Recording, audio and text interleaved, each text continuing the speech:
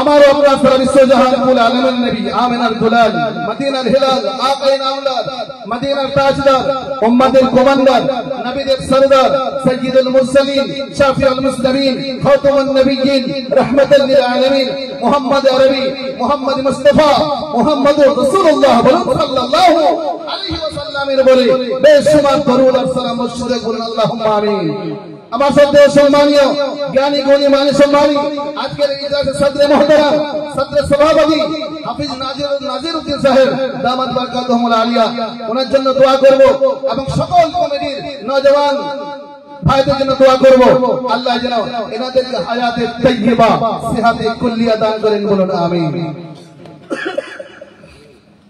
আমার সাথে সম্মানীয় জ্ঞানী গুণী মানি সম্মানী সুন্দর ওলামায়ে দ্বীন মুফাজ্জিল কিরাম কুররায়ে ইলম আইমায়ে মাসাজিদ আমার বয়স্ক চাচা আব্বা জানেরা আমার সমবয়স্ক প্রাণপ্রিয় আমার যুবক ভাইরা আমার পর্দা নসিবা সোনামণি মায়েরা এবং বোনেরা স্নেহের মাসুম বাচ্চা আর বাচ্চারা দলমত ধর্ম বর্ণ নির্বিশেষে শ্রোতামণ্ডলীরা আল্লাহ পাক রব্বুল আলামিন আমাদেরকে কোরআন শোনার এবং কোরআন বুঝার মাধ্যম করে দিয়েছেন, তাই না? বলেন মাধ্যম করে দিয়েছেন। আজকে আমরা যারা এখানে উপস্থিত হয়েছি এটা কোরআন শোনার কোরআন বোঝার একটা মাধ্যম। আর এইরকম মেহফিলে যারা বুঝতে পারবে, প্রিয় হাবিব সাল্লাল্লাহু আলাইহি ওয়াসাল্লাম জানিয়েছেন তাদারাসুল ইলমি সাআতাম মিনাল লাইল খায়রুম মিন ইহয়াইহা, যারা রাত্রি বেলা কোরআনের মেহফিলে বসতে পারবে তাদের সারা রাত নফল নামাজ পড়লে যতটা নেকি হবে 1 ঘন্টাতে অতটা নেকি পাওয়া যাবে, বলুন সুবহানাল্লাহ। তো আপনি যত ঘন্টা থাকবেন অত রাত্রে সব আপনি পাবেন। আল্লাহ পাক রব্বুল আলামিন আমাদেরকে খুব সুন্দর সুনহরা মৌকা খুব আনন্দ চিত্রে আসার তৌফিক নসিব করেছেন। একজন রাজা তিনি বলছেন মন্ত্রী মশাইকে যে মন্ত্রী চতুর্পাশে এলাকায় খবর দিয়ে দাও আমার মেয়ের বিবাহের বয়স হয়ে গেছে, তবে বিবাহ দেব তাকে যে আমার প্রশ্নের উত্তর দিতে পারবে। চতুর্পাশে চারিদিকে উনি মন্ত্রী দিয়ে খবর ছড়িয়ে দিলেন আর জানিয়ে দিলেন যারা বিয়ে করতে চায় বয়স 25 থেকে 30 বছর পর্যন্ত বয়সের সময়সীমা করে দিলেন। শিক্ষিত মূর্খ ধনী গরিব আমির ফকির রাখাল বাগাল সবার এলাও আছে, সবাই সেখানে যেতে পারবে, পারমিশন থাকবে। তো প্রথম দিনে এসেছে 4 লক্ষ ছেলে। রাজার মেয়েকে বিবাহ করবে, কার আশা থাকে না বলুন? রাজার ঘরে জামাই হবে। তো প্রশ্নটা কি? প্রশ্ন হবে ইশারায়, উত্তরটাও হবে ইশারা। মুখে প্রশ্ন হবে না, লিখিত প্রশ্ন হবে না, ইশারাতে প্রশ্ন হবে, ইশারাতে উত্তর হবে। তো রাজা প্রশ্ন করেছেন, একটা আঙুল দেখিয়েছে, কোন উত্তর আসে না। তারপরে 2টা আঙুল দেখিয়েছেন, উত্তর আসে না। 3টা দেখিয়েছেন, তবু উত্তর নেই। এইরকম করে প্রথম দিন 2 লক্ষ ছেলে ফিরে গেছে। পরের দিন আবার 2 লক্ষ ছেলে লাইন দিয়েছে, সবার চেষ্টা রাজার মেয়ের জামাই হব।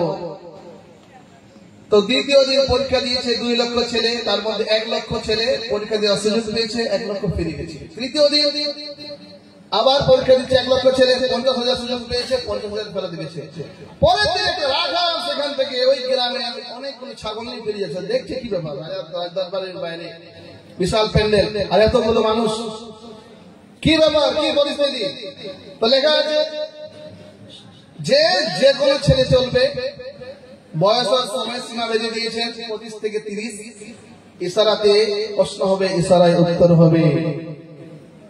তো দেখা যাচ্ছে, দেখা যাক, লাইন দেওয়া যাক, যদি সুযোগটা হয়ে যায়।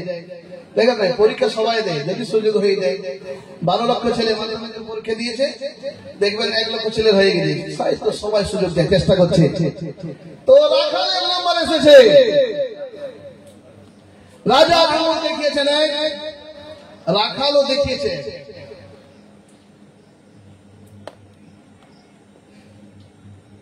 রাজা মশাই বলছেন উত্তর মিলে যাচ্ছে।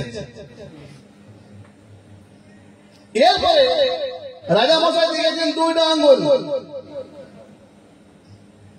রাখাল কিন্তু 2টাই দেখিয়ে দিয়েছে। রাজা মশাই বলছেন একবারে দারুণ উত্তর, যা উত্তর পাচ্ছে সঠিক, এটাই তো আমি চেয়েছিলাম। যখন 3টা আঙ্গুল দেখিয়েছে, রাখাল দেখিয়ে দিয়েছে। রাজা বলছে ফাইনাল, বিবাহ শুরু করো। বলে রাখাল তো গোয়ালে ঘুমাতো, গরিব ছেলে, এর তো গন্ধ শরীরে, বলে সাবান কোম্পানি ডাকো, ভালো করে সমাধি হয়, ডেটল দিয়ে শ্যাম্পু সারাপ তারাপ দিয়ে ধো। এরপরে নিকাহ হয়ে গেল, বিবাহ হয়ে গেল। হয়ে যাওয়ার পরে রাজার মেয়ে বলছে তুমি কি বুদ্ধিমান বলো। বলে কেমন? বলে আমার বাবার উত্তর তুমি দিয়ে দিয়েছো, আমার বাবা তোমার সঙ্গে আমার বিবাহের বন্ধনে আবদ্ধ করলেন, এটা কত বড় তোমার ভাগ্য। আমারও ভাগ্য যেমন স্বামী পেয়েছি, আর তুমিও ভাগ্যবান যে এরকম স্ত্রী পেয়ে গেছো, রাজার দরবারে রাজা হয়ে গেলে। তো বলে একবার একটা কথা বলো তো, তুই প্রশ্নটা কেমন ভাবে উত্তর দিয়েছিলে? তো বললে রাজা মশাই যখন 1টা আঙুল দেখিয়েছেন, আমি বলেছিলাম যে আমি এতগুলো লোকের ছাগল নিয়ে যাই, একটা ছাগল দিতে পারবো, বেশি দিতে পারবো না। বললেন তারপরে কি? বললেন শুনে রেখে নাও রাজকন্যা, আমাকে রাজা মশাই বললেন 2টো দিতে হবে। আমি বললাম কষ্ট মষ্ট করে বলবো, ওইদিকে কুকুরে ধরে খেয়ে নিয়েছে, কোনোভাবে মানুষদেরকে বুঝিয়ে দেবো 2টো দিতে পারবো। রাজা মশাই আপনাকে 2টোই দেবো, যদি আপনার মেয়েকে বিবাহ করার জন্য 2টো ছাগলের দরকার হয় 2টোই দিয়ে দেবো, তাও বিবাহ করবো। বলে তারপরে? বলে শুনে রেখে দেন, রাজা মশাই যখন 3টে ছাগল চেয়েছেন, আমি বলেছি কিচ্ছু দিতে পারবো না। বললেন না গো স্বামী, এই প্রশ্নটা এমন ছিল না, উত্তরটাও এমন ছিল না। বলে তাহলে কি ছিল বলো? বলে আমার আব্বা বলেছেন 1 খোদাকে মানতে হবে। তুমি বলেছো অবশ্যই 1 খোদাকে মানতে হবে। বলেন সুবহানাল্লাহ।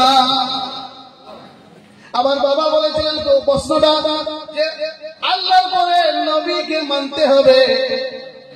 তুমি বলেছিলে অবশ্যই নবীকে মানতে হবে।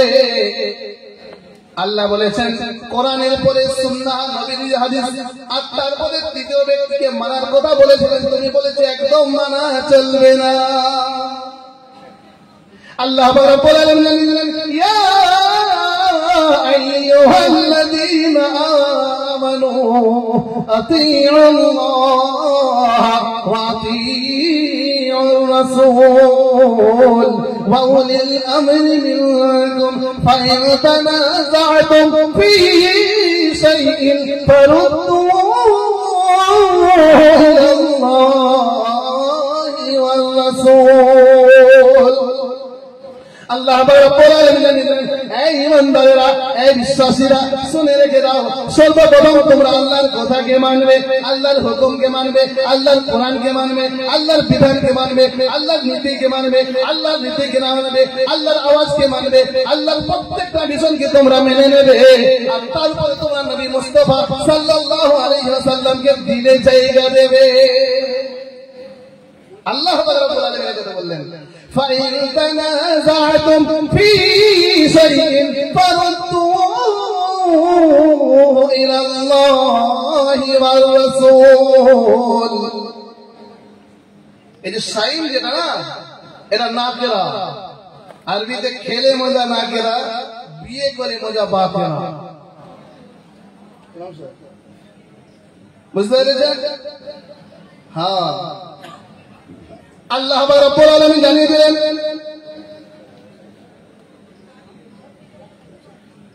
আমার আল্লাহ ভাইরা, আল্লাহ রাব্বুল আলামিন জানিয়ে দেন কোন বিষয় যদি মোতাবেক হয় ঝামেলা বাঁধে সমস্যা হয় একটা কোনো ফয়সালা নেবেন না আল্লাহ বলছেন ফাইন তানাযাতুম ফি শাইইন ফারুদ্দুহু ইলাল্লাহি ওয়ার রাসূল আল্লাহ রাব্বুল আলামিন জানিয়ে দিলেন তোমাদের মধ্যে ঝামেলা যদি মানে সমস্যা যদি হয় অনেক ওলামাদেরকে ডাকুন সমস্যা মিটান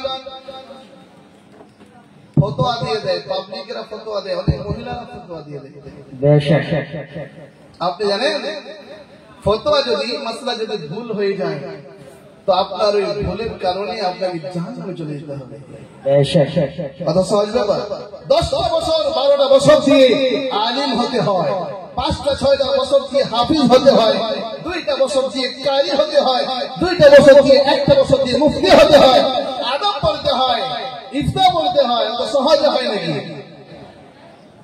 বেশক আমার আল্লাহ ওয়ালা ভাইরা জ্ঞানী জানেরা সত্যি মানুষেরা আল্লাহ রাব্বুল আলামিন বললেন ওয়া খালাকনাকুম আজওয়াজা তোমাদের জোড়া তৈরি করেছি আচ্ছা আপনারা এখানে অনেকে বিবাহ করেছেন আছেন না আপনারা বলুন আছেন তো বিবাহ যে আপনারা করেছেন তো বিবাহ করার জন্য কয়েকগুলো শর্ত আছে এক নম্বর শর্ত হলো যে আপনি বিবাহ করার সময় তার পূর্বে একটা বাড়ির দরকার আপনার স্ত্রীকে আপনি পর্দায় রাখবেন এই জন্য একটা বাড়ির প্রয়োজন 2 নম্বরে আপনি বিবাহ যখন করবেন আপনার স্ত্রীকে দেন মোহর যেটাকে আমরা বলি দেন মোহরের টাকা দিতে হবে যখন আপনি বিবাহ করবেন তার প্রত্যেকটা সকাল থেকে সন্ধ্যা থেকে সকাল পর্যন্ত যা প্রয়োজন আপনাকে দিতে হবে 4 নম্বরে শ্বশুর বাড়ির লোকের সঙ্গে আপনাকে ভালো ব্যবহার করতে হবে আজ আমরা মুসলমান সবাই কিন্তু মুমিন সবাই হতে পারি না মুমিন হওয়ার জন্য 5টা নিয়ম আছে 5টা কারণ আছে 5টা পদ্ধতি আছে 1 নম্বর হলো আপনি ঈমানদার হবেন 2 নম্বর হলো আপনার ইবাদত সঠিক হবে 3 নম্বর হলো আপনার লেনদেন সুন্দর হবে 4 নম্বর হলো আপনার পরিবেশ ঠিক হবে আপনার সমাজ ঠিক হবে 5 নম্বরে হলো আপনার চরিত্র আখলাক আদর্শ উত্তম হতে হবে এই 5টা জিনিস যদি কোনো মুসলমানের কাছে থাকে তাহলে ওই ব্যক্তি একদম মুমিন কোনো সন্দেহ নেই আর এই 5টা বিষয় যদি না থাকে মুমিন হতে পারবে না মুসলমান তো সবাই মুসলমানের বাড়িতে জন্ম মানে মুসলমান কিন্তু মুমিন হওয়ার জন্য শর্ত আছে আপনারা বলুন ওযু ভেঙে যায় কতগুলো করেন দেখেছেন ওযু ভেঙে যায় 8টা কারণ আছে 8টা কারণ ওযু ভেঙে যায় নামাজ ভেঙে যায় কতগুলো কারণ এটা তো অনেক দূরের ব্যাপার ঈমান ভেঙে যায় 10টা কারণ আছে ঈমান ভেঙে যায় সেই ঈমান আবার নতুন করে ঈমান আনতে হয়